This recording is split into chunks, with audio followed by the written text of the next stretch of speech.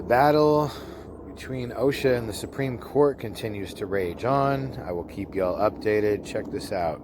Clarence Thomas, Supreme Court Justice, speaking to Fauci lawyer. Share this and keep y'all updated on the Supreme Court issue with OSHA trying to mandate proof of vaccination to work or be subject to testing every 7 days. The whole situation is ridiculous. It's not cool. My personal opinion, as I'm sure facts would conclude, based on the Constitution of the United States of America, it does violate civil liberties, but we shall see if the Supreme Court rules as they should. So, will justice prevail? I don't know. Probably not. I hate to sound pessimistic because I am actually quite the optimist, but at the same time, I'm realistic. So, let's go ahead and roll tape and listen up. Counsel, are you relying on 1302A? The Secretary invoked, that's the Secretary's general rulemaking authority under the Social Security Act, and he invoked that general rulemaking authority as he typically does when he makes rules under the Act, but we're not relying primarily or on that. We're instead relying on specific authorities as to each category of covered providers that allow the Secretary to set standards that set the requirements for their participation in Medicare and Medicaid. I don't understand what you just said. I'm sorry. The answer is yes, but not only on 1302. We also have specific statutes that speak to each of the covered providers here. So if I look at the language in 1302, which says that the Secretary shall make and publish such rules and regulations as may be necessary to the efficient administration of the functions with which each is charged under this chapter. You say there is more than that authorizing the Secretary. Correct, yes. What is that more? So the more is set forth, it's different as to each category of providers. So take hospitals, there the additional authority is in section 1395X-E9, which authorizes the Secretary to set such requirements as he finds necessary in the interest of the health and safety of patients in Medicare and Medicaid. The Secretary cited other similar requirements that authorize him to set conditions of participation for each of the categories of providers, for nursing homes, for ambulatory surgical centers. All of those categories of providers are subject to similar requirements that say the Secretary gets to determine the requirements for their participation in Medicare and Medicaid. The Secretary has long relied on those specific statutory authorities to set forth detailed conditions of participation that are in the Code of Federal Regulations. And what he did here was say, I'm going to add an additional condition of participation pursuant to those specific authorities for each category of provider requiring vaccination against COVID-19. Has that been used in the past, the argument or the authority that you just set out? Has that been used to require vaccinations in the past? It has not, no.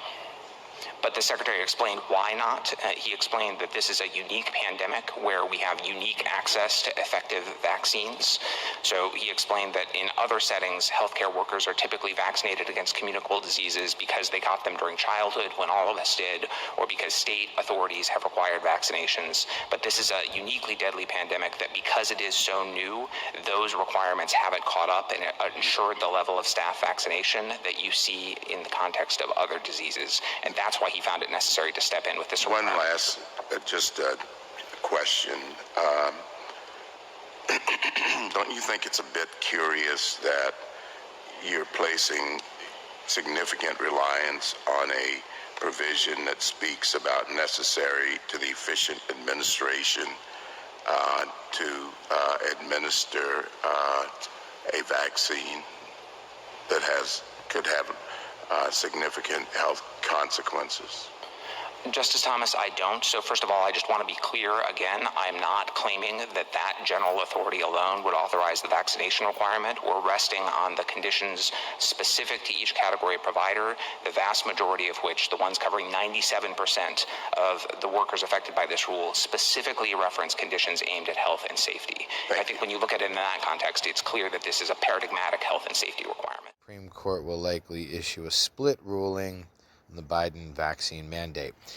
So if y'all, I just want to remind everyone, I'm sure that most of you who have been following issues surrounding executive action from the Biden administration, we can go back to December of 2021 and January, just before Biden was actually officially the president. He was already voted as the president, but he specifically said he was not going to mandate vaccines. Okay, you guys remember this? I shared this video and showed him saying it live on TV, on camera, and obviously Joe Biden, to say the least and state the obvious, Joe Biden has zero credibility, not just with the American people, but he has no credibility whatsoever as a dignified human being.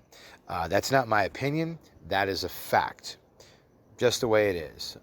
Judging the man based on, his actions are speaking louder than his words, and his words don't hold any weight. And here is a prime example of, here we are a year later, right? And I had this conversation with many people on the internet and in person, with friends, with family members, and I told them, I said, I guarantee you, in about a year, they're going to mandate it. They're going to force it on us. They're going to find a way. And what they're doing now, rather than passing some executive action or issuing legislation, OSHA is not a governing body, but they're using OSHA as the scapegoat, right, to justify this action, right? All of us can see, I think common sense is that there is a lot of good in vaccinations.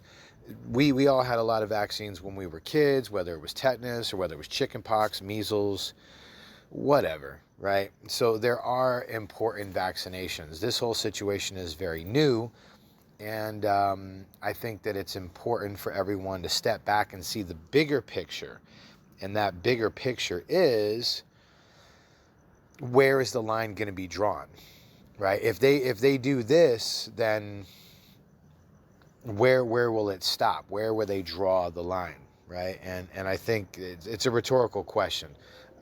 Essentially what I'm implying is there will not be a line drawn, and they will continually, anytime there's a new variant or whatever, they will continue to move the goalpost and mandate whatever they see fit, whether we agree with it or not, or they say that it's in the best interest of the public and safety and well-being of all. They're trying to seem like the good guys. Oh, yeah, we're doing this for the good of all mankind and humanity, yada, yada, yada. You get the idea. So you see all these different websites are reporting on what's going on here. I'll go ahead and post a link in the description.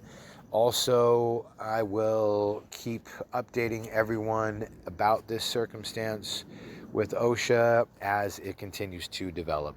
So, thank you so much for tuning in.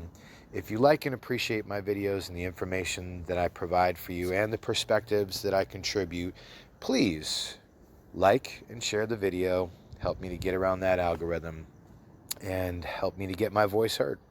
I appreciate you.